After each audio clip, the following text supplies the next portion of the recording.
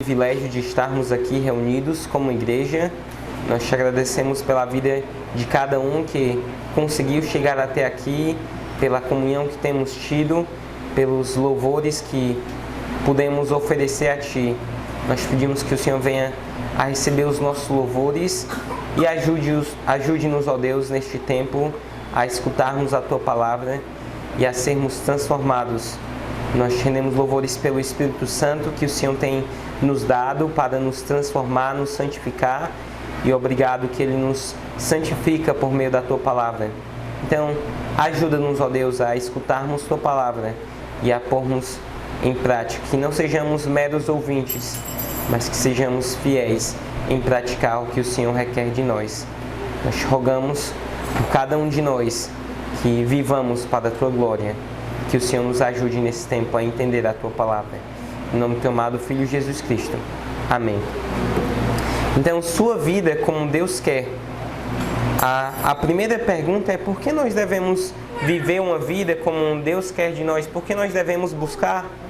E aí o primeiro versículo começa dizendo: ora, tendo Cristo sofrido na carne, estejam também vocês armados do mesmo pensamento. Você está armado com o pensamento de que Cristo sofreu na carne?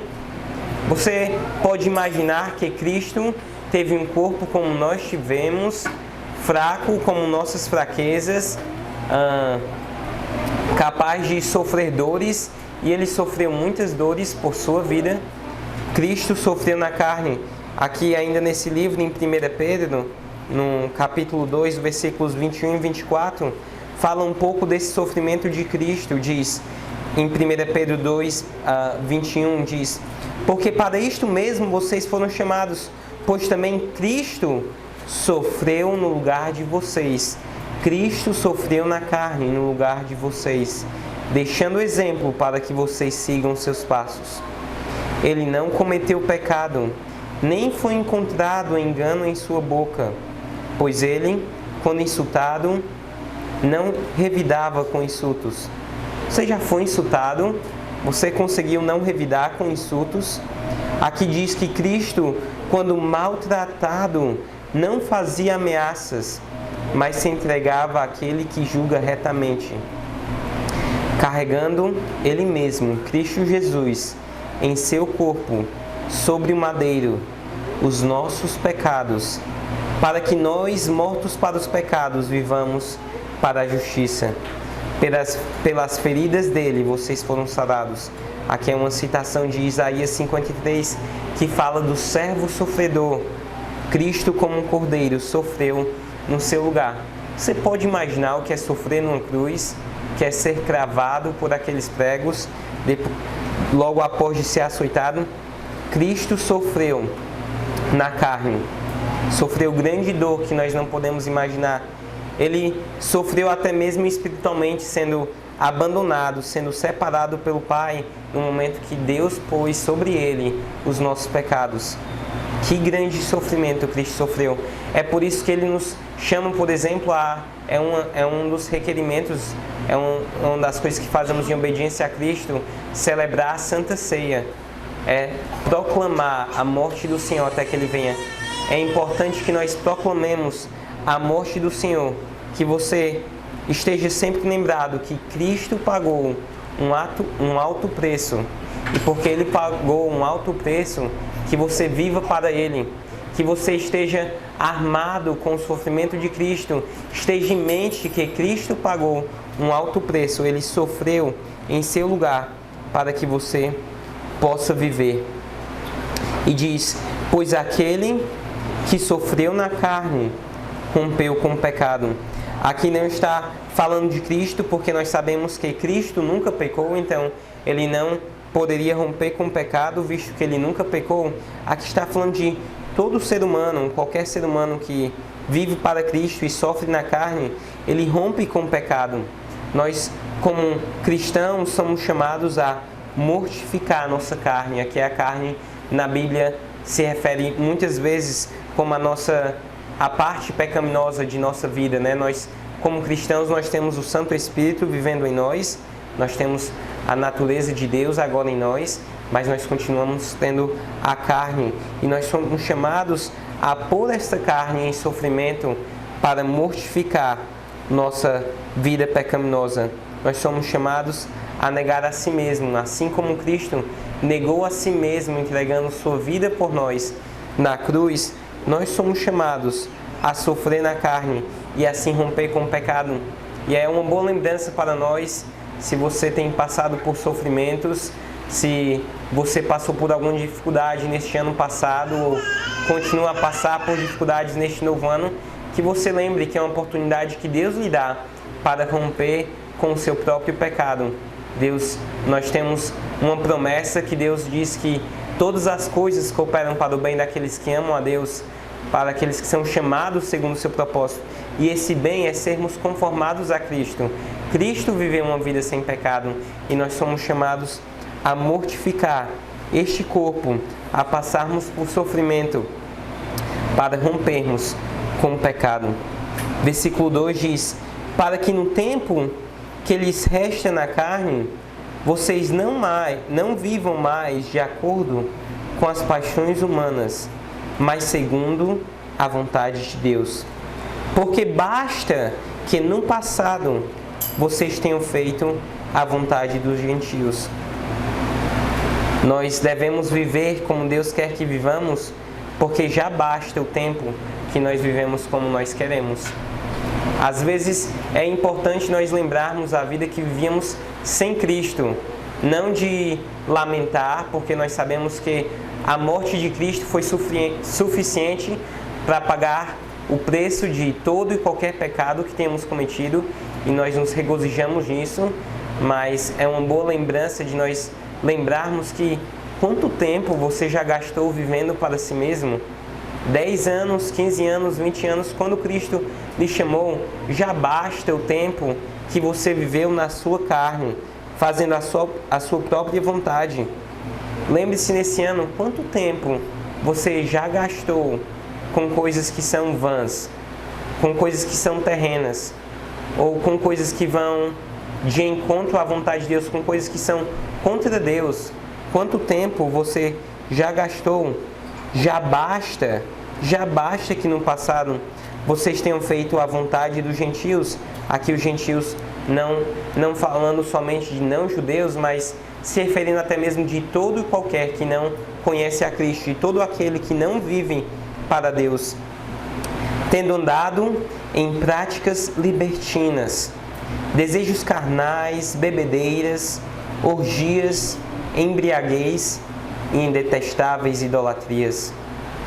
Todas estas coisas, o que você já fez dessas coisas? Essas coisas são bem interligadas, que vão de encontro à vontade de Deus para a sua vida, que são os desejos carnais, a imoralidade, prostituição, e nós sabemos pela palavra de Deus que esses pecados são cometidos não somente fisicamente, mas até mesmo nos nossos olhos, né? Se nós desejamos, nós já pecamos na nossa própria mente, porque nós vamos contra a vontade de Deus. Cristo diz que aquele que cometeu, pode cometer adultério até mesmo com os seus próprios olhos.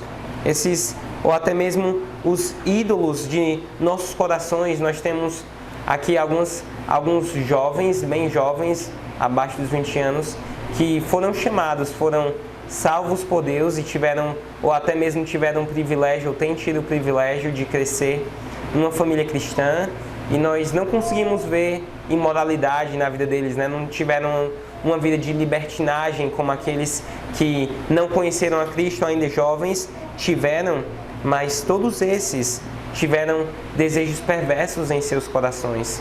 Nós temos ídolos nos nossos corações e cada vez que decidimos viver para nós mesmos, nós estamos cometendo idolatria em nossos corações, e é importante lembrar que cada pecado que você cometeu está gastando o tempo que Deus lhe deu para glorificá-lo, para viver para Ele. Então que você possa nesse ano lembrar quanto tempo você já gastou e possa remir o seu tempo, como lá em Efésios nos chama, de remirmos o nosso tempo, porque os dias são maus. Que os irmãos possam lembrar que já basta o tempo que já foi vivido não em acordo com a vontade de Deus, e possa assim viver em acordo com a vontade de Deus. Versículo 4 diz: por isso, falando mal de vocês, quem são esses que estão falando mal de vocês? São esses gentis, esses que não conhecem a Deus ou que não querem seguir a Deus, esses homens perversos. Por isso, falando mal de vocês, estranham que vocês não se juntam com eles no mesmo excesso de devassidão. Eles que terão de prestar contas àquele que é competente para julgar vivos e mortos. Aqui diz que os gentis, que aqueles que não conhecem a Deus, estranham a forma como nós andamos, estranham a forma como nós vivemos, não em acordo com a vida deles, mas em acordo com o que Deus quer de nós. Então, nós devemos viver uma vida como Deus quer, porque nós somos o povo de Deus. Nós somos um povo diferente do povo do mundo. Nós temos o privilégio de sermos chamados filhos de Deus, não somente criaturas. Nós sabemos que Deus criou todas as coisas, todo ser humano, para a sua glória, mas a maior parte do mundo tem escolhido viver para a sua própria glória. E nós temos o privilégio de não sermos somente criaturas, nós temos o privilégio de sermos filhos de Deus. Que grande privilégio! Você pode dizer: eu sou filho de Deus. O meu Pai faz o melhor para a minha vida. E sendo um filho de Deus, nós somos chamados a viver uma vida diferente, uma vida estranha à vida do povo do mundo. Irmãos, é uma boa oportunidade de até mesmo examinarmos nossas próprias vidas e pensarmos: eu tenho vivido uma vida diferente das pessoas que não conhecem a Deus? Eu tenho vivido uma vida diferente daqueles meus familiares que não conhecem a Deus? Eu tenho vivido uma vida diferente dos meus vizinhos que não conhecem a Deus? Nós somos povo de Deus e nós devemos viver uma vida diferente desse povo do mundo, desse povo que não conhece a Deus. No mesmo aqui no mesmo livro, em 1 Pedro, capítulo 1, versículo 10, diz assim, eu vou ler o versículo 9 também, 1 Pedro 1, 9 e 10 diz: vocês, porém, e aqui está falando essa carta, o apóstolo Pedro, ele escreveu para crentes em Cristo, crentes que ele chama de forasteiros, de peregrinos, irmãos que estavam passando por grande perseguição em Roma, na capital do Império Romano, e ele está escrevendo esses irmãos para se animarem em Cristo, viverem uma esperança viva em meio ao grande sofrimento da perseguição. E ele diz assim: vocês cristãos, são geração eleita, sacerdócio real, nação santa, povo de propriedade exclusiva de Deus, a fim de proclamar as virtudes daquele que o chamou das trevas para a sua maravilhosa luz. Nós temos virtudes que vêm de Deus, que vêm da luz, virtudes que o mundo não conhece, que são diferentes do mundo. Antes, vocês nem eram povo. Aqui está falando principalmente aos gentis, que não tiveram privilégio como os judeus tiveram, de conhecer o Senhor milhares de anos, cerca de 4.000 anos antes disso, 3.000 anos na verdade. Vocês nem eram povo, mas agora são povo de Deus. Nós somos povo de Deus. Antes não tinham alcançado misericórdia, mas agora alcançaram misericórdia. Nós alcançamos misericórdia em Cristo. Ele não nos trata em acordo com os nossos pecados, Ele não nos dá a condenação para os nossos pecados, Ele nos dá a vida por meio do Seu Filho, e nós somos o Seu povo. Que nós possamos nos examinar a nós mesmos e vivermos uma vida estranha à vida daqueles que não conhecem a Deus. Nós somos o povo de Deus, nós somos uma nova criatura. Versículo 5: eles que terão de prestar contas àquele que é competente para julgar vivos e mortos. Deus julgará todos os que já morreram, todos os que estão a viver e morrerão. Deus julgará cada um segundo as suas obras. Lá em Hebreus diz que ao homem está ordenado morrer somente uma vez, depois disso vem o juízo. Então o juízo é certo, e esse povo que não conhece a Deus, receberá em acordo com as suas obras. Versículo 6 diz: pois para este fim o Evangelho foi pregado também a mortos, para que mesmo julgados na carne, segundo os homens, vivam em espírito segundo Deus. Quais são esses mortos que, julgados na carne, vivem em espírito segundo Deus? Esses mortos aqui não está falando de uma morte física, né? Visto que não é possível um morto viver. Está falando da nossa morte espiritual, como diz em Efésios 2, Efésios C. É um versículo muito conhecido, se você quiser abrir, é um pouco antes de 1 Pedro, depois de Gálatas. Diz assim, Efésios capítulo 2, versículo 1: Ele lhes deu vida quando vocês estavam mortos em suas transgressões e pecados, nos quais vocês andaram no outro tempo, segundo o curso deste mundo, segundo o príncipe da potestade do ar, do espírito que agora atua nos filhos da desobediência.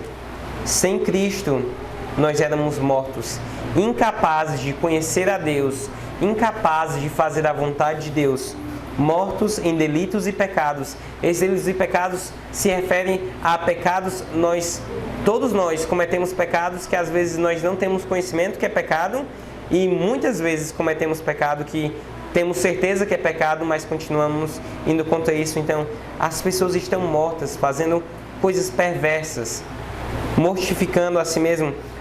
Nós, aqui a igreja, eu sei que sabe bem o livro de Gênesis, porque tem tido o privilégio de ter um pastor que gosta do livro de Gênesis. E lá em Gênesis capítulo 2, versículo 17, quando Deus está dando a ordem a Adão de não comer da árvore do conhecimento do bem e do mal, ele diz: certamente morrerás, no dia em que dela comeres, certamente morrerás. Esse certamente morrerás é uma certeza, e a expressão lá, certamente morrerás, é como se fosse repetindo o verbo morrer duas vezes.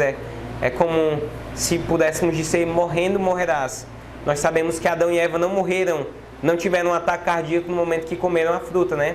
Mas eles passaram a morrer. Eles morreram espiritualmente, eles ficaram completamente separados de Deus, um grande abismo entre eles e Deus, e eles passaram a morrer fisicamente. Nós, quanto mais idosos nós passamos a ficar, as dores começam a aparecer, às vezes aparece dor em lugar que a gente nem sabia que existia, e isso faz parte da maldição do pecado, da morte. Nós morrendo, estamos morrendo. E as pessoas sem Cristo não vivem. Aqui diz: para que mesmo julgados na carne, segundo os homens, vivam em espírito segundo Deus. Somente em Deus há vida. É por isso que lá em Efésios diz que Deus vos deu vida, estando vós mortos em delitos e pecados. Irmãos, toda essa vizinhança, a maior parte dessa vizinhança que não conhece a Deus, eles estão mortos. E até mesmo a vontade de Deus que nós venhamos a proclamar essas boas novas de vida, que muitos possam viver segundo Deus. E como nós podemos ter vida? Somente em Cristo Jesus. E agora, antes de começar o versículo 7, que esta carta, o livro de 1 Pedro, é voltada diretamente aos cristãos, e aqui no versículo 7 vai falar a vontade de nosso Deus, como Deus quer que nós vivamos nossa vida como igreja em relação aos nossos irmãos. Vai se repetir 3 vezes uma expressão que é uns para com os outros, fala mutuamente uns aos outros. E antes disso é importante que cada um que aqui esteja entenda que nós só podemos viver essa vida na igreja, nós só podemos ser parte desse corpo se nós temos vida. Nós somos chamados a viver como Deus quer, e nós só podemos viver por meio de Cristo. Então gostaria que você fosse a João. Nós vamos passar por alguns capítulos de João. O Evangelho de João, capítulo 1. Eu vou ler muitos versículos sobre vida, porque somente em Cristo há vida, e só por meio dele nós podemos viver. Somente por meio de Cristo há verdadeira vida. Em João 1:4 diz: A vida estava nele. Nele quem? Nele, Cristo Jesus. A vida estava nele. E a vida era a luz dos homens. No capítulo 3, você pode ir folheando o seu livro de João. No capítulo 3, um versículo muito famoso que nós gostamos muito de usar para evangelizar. João 3,16 diz: porque Deus amou ao mundo de tal maneira que deu o seu Filho unigênito, para que todo o que nele crê não pereça, mas tenha a vida eterna. Vida eterna por meio do seu Filho Jesus Cristo, do seu amado Filho. No capítulo 4, enquanto Jesus conversa com a mulher samaritana, ele diz no versículo 10: se você conhecesse quem está lhe pedindo água para beber, você pediria e ele lhe daria água viva. Cristo é quem dá água viva. No versículo 14 do mesmo capítulo diz: a água que eu lhe der será nele uma fonte a jorrar para a vida eterna. Cristo é a fonte da vida eterna e é somente por meio dele nós vivemos num mundo que dizem muitos jovens: viva a sua vida, vamos curtir a vida. Vamos começar agora num período de férias, carnaval e tudo, as pessoas muito falam de viver a vida, mas a verdade é que essas pessoas que não conhecem a Deus, eles estão morrendo sua morte, eles estão trazendo mais condenações para si, vivendo uma vida de imoralidade, de carnaval, de lascívia, de luxúria. Eles estão morrendo a sua morte. Nós, como um povo de Deus, somos os únicos que temos o privilégio e a bênção de vivermos nossa vida. Essa vida que é a verdadeira vida que temos em Cristo. E no capítulo 5 de João, versículo 24, diz: quem ouve a minha palavra e crê naquele que me enviou tem a vida eterna.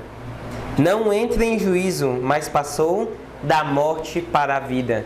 Nós temos vida. Você que não tem vida, que está nos visitando esta manhã, lembre-se, somente por meio de Cristo, somente por meio dele você pode viver verdadeiramente. Capítulo 6 de João, versículo 35, Jesus diz: eu sou o pão da vida. Jesus Cristo é o pão da vida. Ele é o alimento que nos dá a vida eterna. No capítulo 7, versículo 38, Jesus diz: quem crê em mim, como diz a Escritura, do seu interior fluirão rios de água viva. De água viva, nós temos esse privilégio de, imagine uma fonte a jorrar, imagine rios de água viva.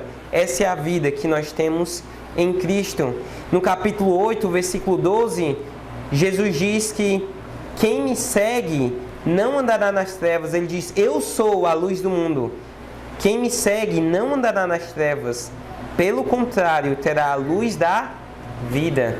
A luz da vida em Cristo. No capítulo 10 de João também, versículo 10, Jesus diz: o ladrão vem somente para roubar, matar e destruir. Eu vim para que tenham vida e a tenham em abundância.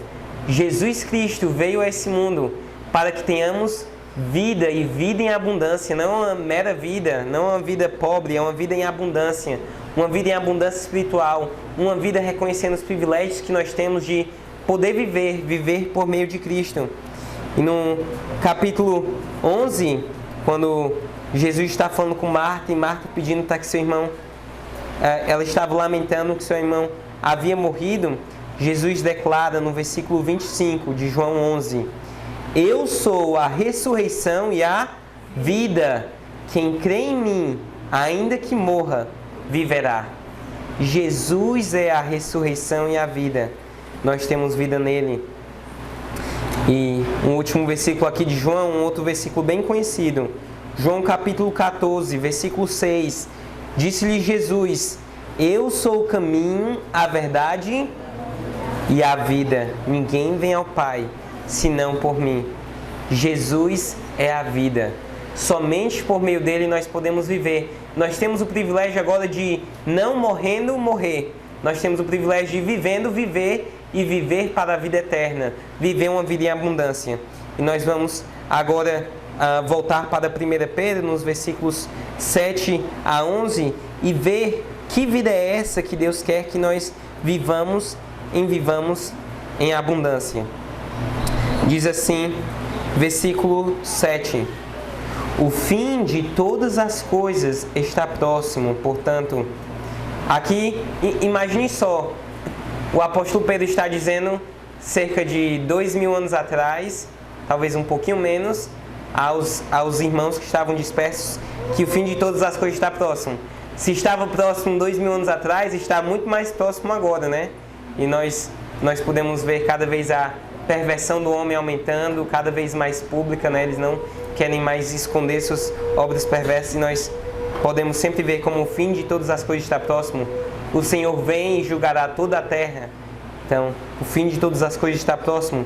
Portanto, porque o fim de todas as coisas está próximo, sejam criteriosos e sóbrios para poderem orar.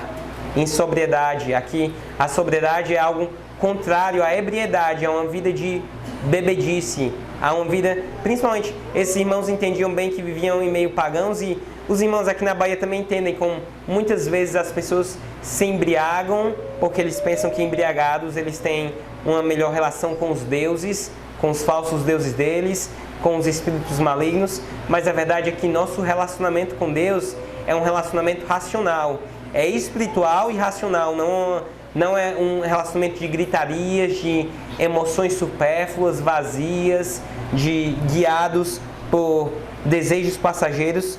Nós somos chamados a viver uma vida de sobriedade, uma vida de consciência, de racionalidade espiritual. E nós vivemos essa vida por meio da oração, e sóbrios para poderem orar. O Senhor Jesus Cristo foi um grande exemplo em oração.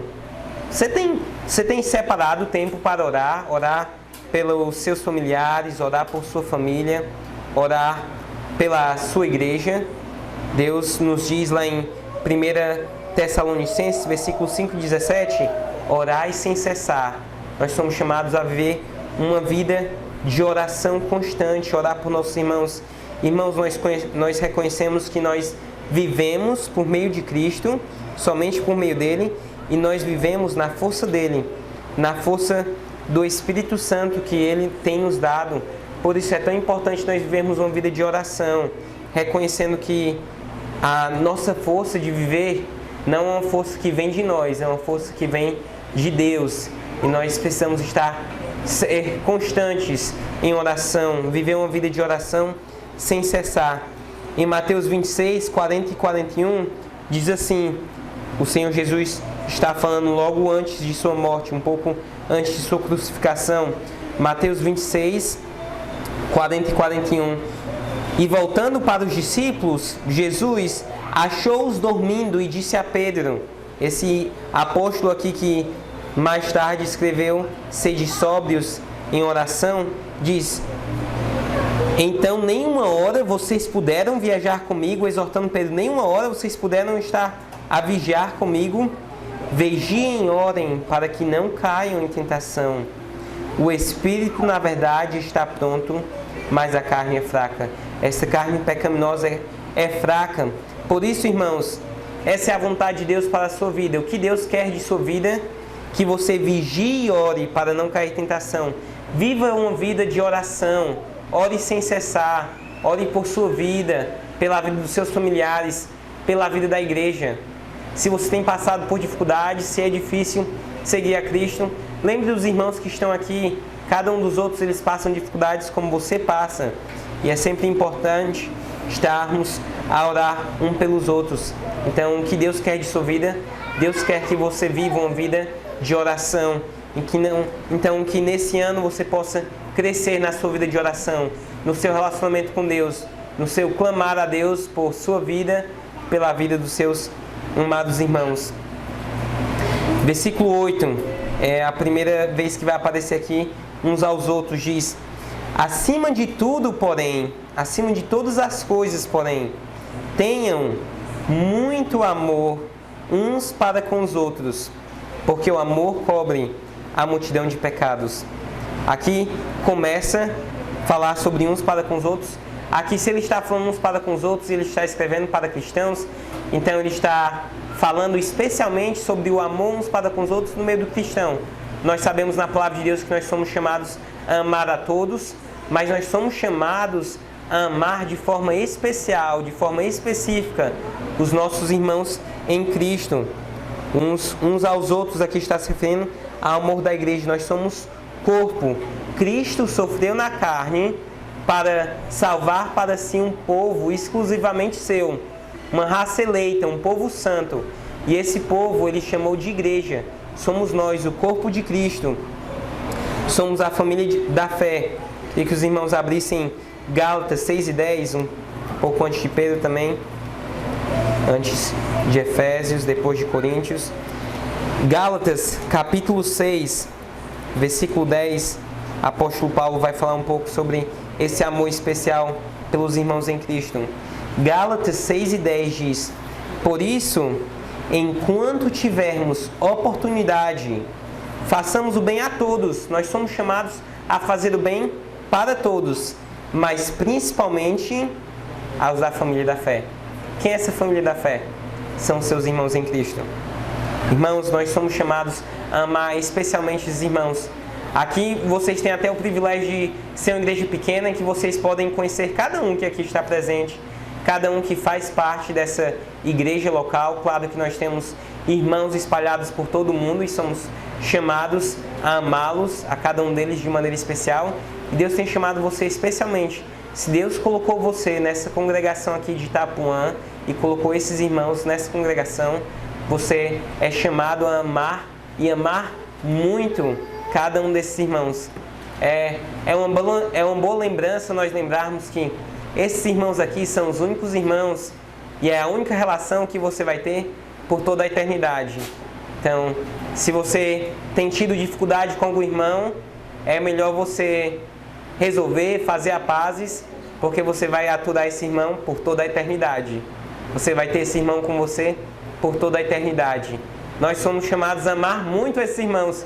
E é importante trabalhar isso agora, porque esses irmãos vão estar com você por toda a eternidade. Em 1 João, é o livro após das cartas de Pedro. 1 João, capítulo 4. O apóstolo João diz assim, 1 João, capítulo 4, 19 e 20. João diz: nós amamos porque Ele nos amou primeiro. Se alguém disser, amo a Deus, mas odiar o seu irmão, esse é mentiroso. Pois quem não ama o seu irmão a quem vê, não pode amar a Deus a quem não vê. Quem odeia o seu irmão e diz que ama a Deus é mentiroso. Como você não ama o seu irmão a quem você vê e pode amar a Deus a quem você não vê, né? Que nosso Deus é um Deus invisível, é um Deus que é Espírito. Nós somos chamados a amar e amar muito os nossos irmãos em Cristo, os irmãos dessa igreja. Diz, porque o amor cobre a multidão de pecados. Quão facilmente nós nos irritamos, nós sentimos raiva uns dos outros por coisas tão banais, por coisas tão simples. O irmão passou e não deu bom dia e você já está com raiva, ou o irmão fez isso e não me chamou, está com raiva. Nós, como egoístas que somos, facilmente nos enraivecemos quando alguém peca contra a gente. E os nossos irmãos podem pecar contra a gente, às vezes eles pecam diretamente, né? Eles querem pecar, eles estão com raiva da gente, não querem falar com a gente. E às vezes o irmão peca contra você e nem sabe que pecou. Às vezes ele pode lhe ignorar sem reconhecer. E aqui nós sabemos que o amor que nós temos somente em Cristo, como lemos em 1 João, nós o amamos porque Ele nos amou primeiro. Nós somos os únicos que podemos realmente amar. E porque podemos amar, que diz, o amor cobre a multidão de pecados. Multidão de pecados. O que é um pecado banal, às vezes, que o irmão comete contra você? Nós somos chamados a amar. E esse amor cobre uma multidão de pecados. A quem nós somos chamados a perdoar como fomos perdoados, sim. Lembre-se da grande dívida, como nós vimos nos primeiros versículos, do tempo carnal que vivemos, do tempo em perversão, do tempo em morte que vivemos. Nós somos chamados agora a viver e a viver uma vida em amor, especialmente aos irmãos que Deus colocou na sua vida. Então, que nesse novo ano você possa buscar áreas em que você pode amar o seu irmão. O amor é demonstrado em diferentes maneiras. Às vezes é demonstrado em um presente, é demonstrado em uma palavra, é demonstrado em uma visita, é demonstrado em uma mensagem. Então que você busque amar e amar muito cada um dos irmãos que Deus tem colocado aqui nesta igreja para você amar. E aí no versículo 9, uma outra coisa que Deus quer em nossas vidas: sejam mutuamente hospitaleiros. Que a hospitalidade é poder receber irmãos em sua casa. Aqui o apóstolo Pedro estava principalmente falando de irmãos que eram peregrinos, forasteiros, irmãos que perderam suas casas, irmãos que perderam tudo, tiveram que ir para um novo lugar, uma nova cidade, alguns até mesmo uma nova cidade, fugindo da perseguição, do sofrimento que eles estavam sofrendo no nome de Cristo, e eles estavam sendo chamados a ser hospitaleiros. Então esses irmãos aqui tiveram a oportunidade de hospedar irmãos que não tinham nada, que dependiam da hospitalidade, irmãos que chegavam na cidade sem nada, sem comida, às vezes com ferimentos, e precisavam ser recebidos. E aqui o apóstolo Pedro está nos dizendo: sejam mutuamente hospitaleiros, sejam hospitaleiros um para os outros. E aqui diz de que forma nós somos hospitaleiros, de que forma nós demonstramos essa hospitalidade mútua, sem murmuração. É tão fácil murmurarmos quando temos irmão na nossa casa: irmão veio, sujou a casa toda, eita, esse irmão come tanto, ou eita, tá demorando muito. Já lá no Ceará diz que você bota a vassoura de trás da porta para a pessoa ir embora, né? Mas aqui nós somos chamados a sermos hospitaleiros sem murmuração. Facilmente murmuramos por coisas banais, por coisas simples. Nós somos chamados, irmãos, a sermos mutuamente hospitaleiros. Então, nesse novo ano, Deus quer na sua vida que você seja hospitaleiro. Busque hospedar irmãos em sua casa. Busque tê-los. Busque conhecer o seu irmão. Se Deus quer que nós amamos o nosso irmão, nós só podemos amar aquele que conhecemos. É muito fácil nós amarmos as pessoas que estão longe de nossas vidas, né? É muito fácil você amar aquela tia que mora lá em São Paulo, que você vê a cada 10 anos. Por quê? Porque você não conhece as fraquezas dela, né? Nós somos chamados a amar esses irmãos que nós conhecemos. E por meio desse amor, cobrir a multidão de pecados daquele irmão que ele tem cometido contra você, que ele tem feito contra você. E você é chamado a ser hospitaleiro e sem murmuração, irmãos. Lembre-se da vida abundante, da grande vida, da fonte de vida que nós temos em Cristo. Que nesse novo ano, que você possa ser hospitaleiro. Se você já tem sido, busque mais. Busque conhecer outros irmãos que você não tem recebido. Busque passar tempo com seus irmãos. Hospedar aqueles que têm necessidade de sua hospitalidade. E aqui a terceira coisa aqui, o terceiro uns aos outros. Versículo 10. Sirvam uns aos outros, cada um conforme o dom que recebeu, como encarregados de administrar bem a multiforme graça de Deus.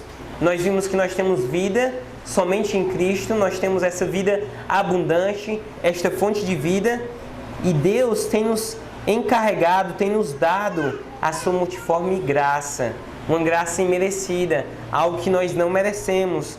Isso não somente em coisas físicas, em coisas espirituais, em bênçãos, em dons que Deus tem vos dado, em habilidades que Deus tem dado a você. Deus está chamando você a administrar essa multiforme graça de Deus na vida dos seus irmãos, servindo uns aos outros, cada um conforme o dom que recebeu. Irmãos, que dons Deus tem dado a você? Que áreas em sua vida você vê que Deus tem lhe feito forte, que Deus lhe deu uma habilidade, que Deus lhe deu o privilégio de ser melhor naquela área, ou de conseguir agir naturalmente naquela área, assim, mais facilmente? Deus tem chamado a usar aquele dom que Deus deu. E Deus deu dons a cada um. Efésios diz que Cristo subiu aos céus e deu dons a cada um dos seus filhos. Nós somos membros desse corpo e cada membro tem a sua função, tem a sua responsabilidade, tem o seu dom. E nós somos chamados a exercer esses dons servindo uns aos outros. Então, os irmãos, neste novo ano, busque servir os seus irmãos com o dom que Deus tem lhe dado. E aqui falando sobre esses dons, no versículo 11 diz: se alguém fala, fale de acordo com os oráculos de Deus. Aqui está falando os oráculos de Deus, é aquela palavra, aquela profecia que vem direto de Deus. Falavam aqui, por exemplo, das escrituras, os oráculos de Deus, os profetas. Se alguém fala, fale de acordo com os oráculos de Deus. Deus tem chamado alguns para pregar aqui deste púlpito, para falar como um oráculo de Deus, se empregar da sua palavra daqui. Mas Deus não tem chamado todos para o púlpito. Deus tem chamado os irmãos para falar no interior da sua casa, para encorajar o seu irmão. Às vezes é tão bom quando o irmão vem e anima o irmão, persevere, continue firme na sua leitura, na sua vida de oração. E aqui está dizendo, se alguém fala, fale de acordo com os oráculos de Deus. Nós, por exemplo, eu tive que me preparar para pregar desse púlpito, sim, nervoso, e tem que fazer notas e fazer anotações. Irmãos, até no interior da sua casa, quando você está tendo um tempo com seu irmão, você está fazendo aquilo para Deus. E você deve falar aquilo na mesma responsabilidade do seu falar que nós temos aqui do púlpito. Você deve buscar esta responsabilidade até mesmo no interior da sua casa, numa conversa cotidiana. Se alguém fala, se Deus lhe deu o dom de falar, se Deus lhe deu o presente de poder ser um encorajamento para os seus irmãos, de poder animar os seus irmãos à obediência, que você possa falar com o seu irmão com essa mesma responsabilidade que estiver falando diante de Deus. Diz, se alguém serve, faça-o na força que Deus lhe dá. Deus nos dá forças. Se Deus tem lhe dado uma habilidade mais física de servir o seu irmão, às vezes é uma bênção, irmã chegar na sua casa e dizer, irmão, vim para limpar a sua casa. Não pensa numa bênção, né? Pegar um irmão, tomar um cafezinho, limpar a casa junto, ou um serviço, de muitas maneiras. Às vezes é uma habilidade que Deus tem lhe dado, você pode consertar a vida do seu irmão, ou servir, dando uma carona ou algo. Deus está nos chamando aqui, se alguém serve, faça-o na força que Deus lhe dá.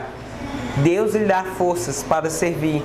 Que você nesse novo ano possa buscar servir e servir especialmente os seus irmãos.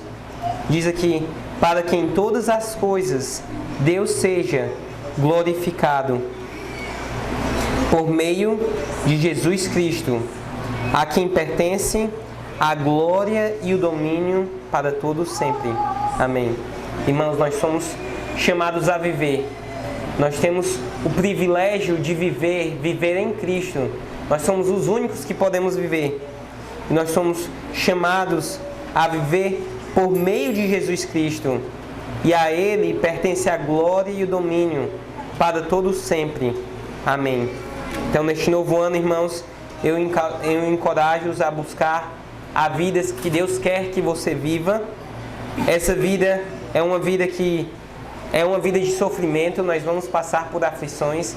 Nós podemos nos regozijar que Deus usará estas provações, estes sofrimentos, para nos conformar à imagem do Filho. Que nós, neste novo ano, estejamos armados do sofrimento de Cristo. Lembrarmos que foi um alto preço que Deus pagou para podermos viver. Que possamos lembrar o tempo que já gastamos não vivendo para Deus. O tempo que já gastamos morrendo para a morte. Que nós possamos buscar uma vida que é estranha à vida do povo que não é de Deus. Uma vida que é diferente da vida dos seus vizinhos que não conhecem a Deus. Das pessoas que trabalham com você que não conhecem a Deus. Dos seus familiares que não conhecem a Deus. Que nesse novo ano sua vida seja uma vida estranha à vida deles. Uma vida diferente. Nós somos chamados a ver uma vida como igreja.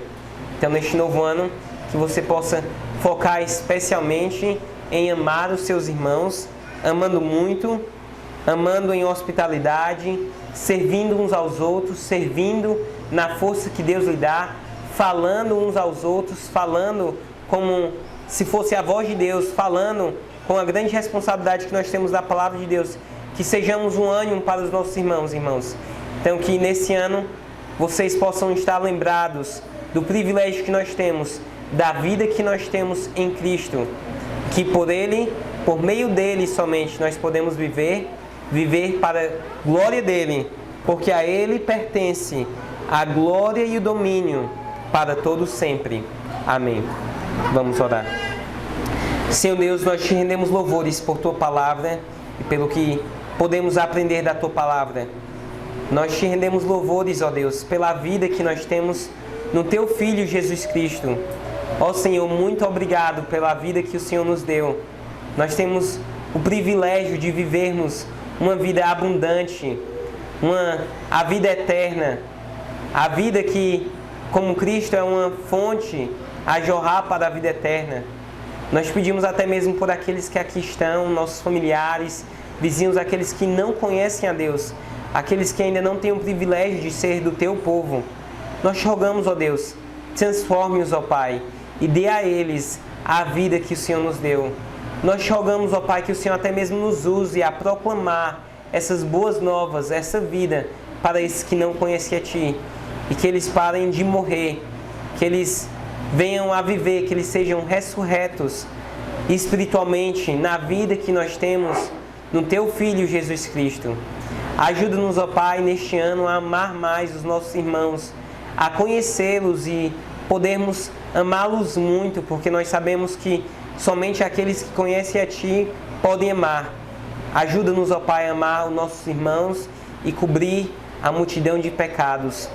Ajuda-nos, ó Deus, a sermos hospitaleiros, a servirmos os nossos irmãos, recebendo-os em nossa casa, encorajando-os com nossa palavra.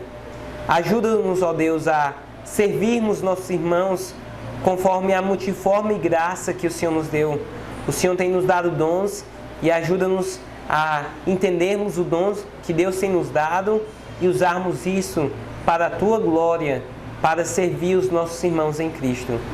Nós pedimos as coisas e que o Senhor nos abençoe, até mesmo enquanto voltamos para casa e enquanto conversamos com os nossos irmãos aqui após o culto, que estejamos servir uns aos outros para a Tua glória, porque a Teu Filho pertence a glória pelos séculos dos séculos. E em nome dele oramos. Amém.